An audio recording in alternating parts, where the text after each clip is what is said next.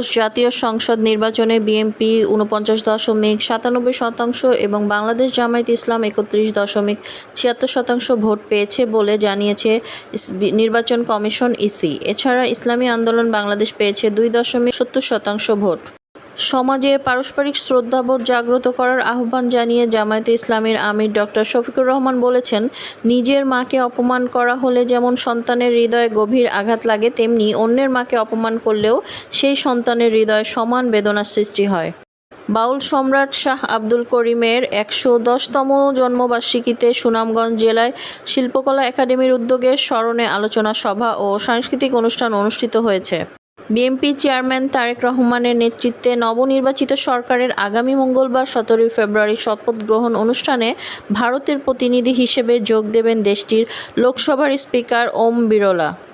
একটাই লক্ষ্য হতে হবে দক্ষ, এই স্লোগানকে সামনে রেখে দিনাজপুর নার্সিং কলেজের আয়োজনে আজ রোববার 15 ফেব্রুয়ারি বর্ণাঢ্য চাকরি মেলা অনুষ্ঠিত হয়েছে। অ্যাসেট প্রজেক্ট ও বিশ্ব ব্যাংকের সহযোগিতায় আয়োজিত এই মেলার উদ্বোধনী অনুষ্ঠানে প্রধান অতিথি ছিলেন শিক্ষা মন্ত্রণালয়ের কারিগরি ও মাদ্রাসা বিভাগের সচিব মোহাম্মদ রফিকুল ইসলাম।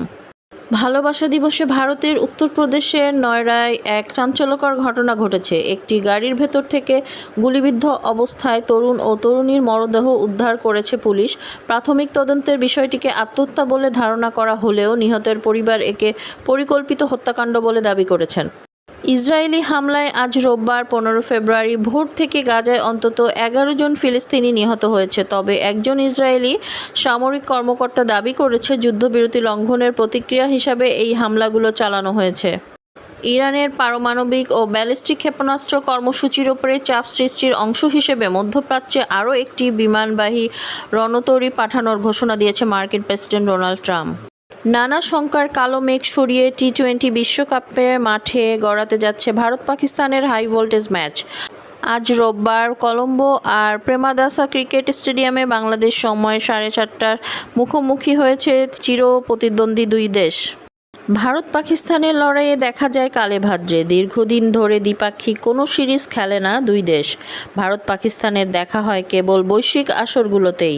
ফলে সেই ম্যাচগুলো নিয়ে দর্শক সমর্থকদের মধ্যে আগ্রহের কোনো কমতি থাকে না। প্রিয় দর্শক, আপনারা শুনছিলেন সুরমা টিভি 24-এর নিয়মিত আয়োজন আজকের শীর্ষ সংবাদ। উপস্থাপনায় ছিলাম আমি ফারহানা মুস্তারি।